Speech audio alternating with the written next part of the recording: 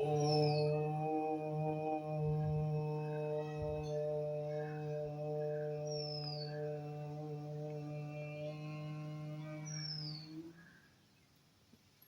प्राण स्वरूप, दुख नाशक, सुख स्वरूप, श्रेष्ठ, तेजस्वी, पाप नाशक, देव स्वरूप परमात्मा को हम अपनी अंतरात्मा में धारण कर रहे हैं। वह परमात्मा हमारी बुद्धि को सन्मार्ग में प्रेरित करे।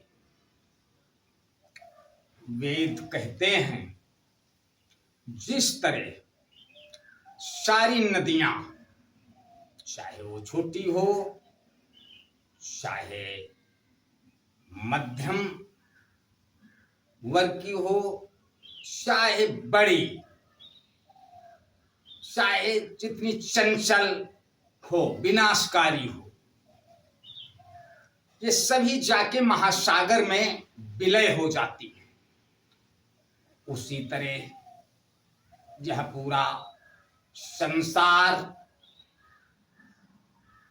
ब्रह्म रूपी महासागर में विलय हो जाता है।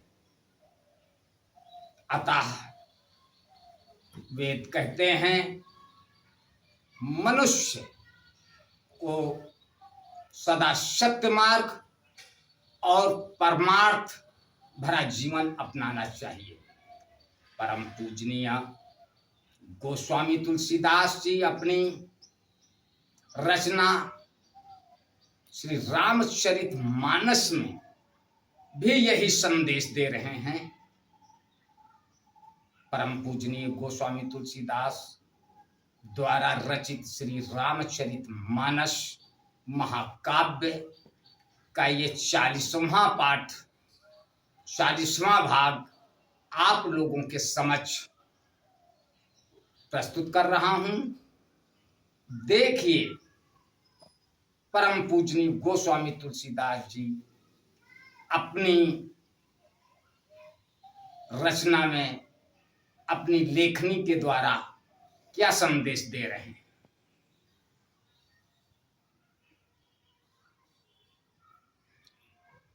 सती विधात्री इंदिरा देखी अमित अनूप, जेहि जेहि वेख जादि सुर, तेहि तेहि तन अनुरूप।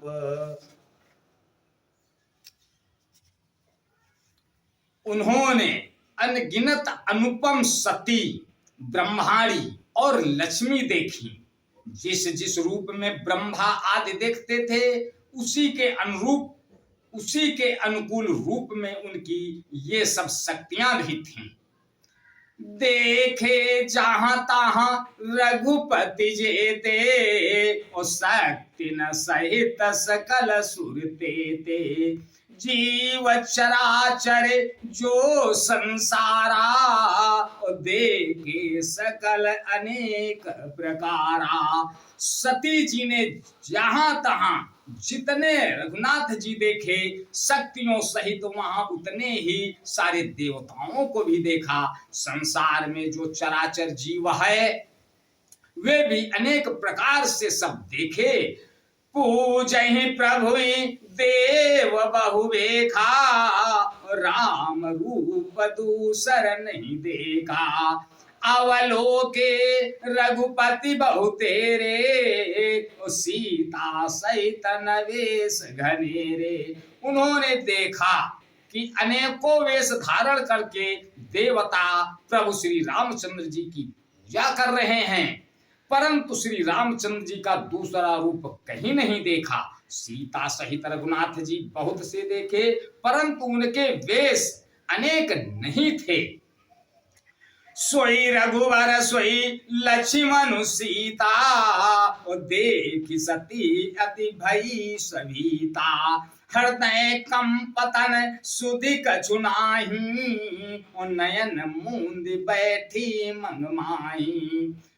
हृदय सब जगह वही रघुनाथ जी, वही लक्ष्मण और वही सीता जी। सती ऐसा देखकर बहुत ही डर गईं।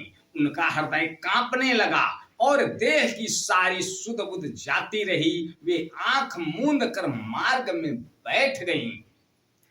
बहुरी बिलो के नयन उघारी, और कछु न दीखता दक्ष कुमारी। पुनि पुनि नाई राम पद सीसा, और चली तहाँ जा रहे गिरीसा। फिर आंख खोल कर देखा तो वहां दक्ष कुमारी सती जी को कुछ भी न दिख पड़ा। तब वे बार बार श्री रामचंद्र जी के चरणों में सिर नवाकर वहां से चली जहां शिव जी थे। गई समीप महेश तब, हंस पूछी कुशलात। लीन परीक्षा कवन विधि, कहो सत्य सब बात।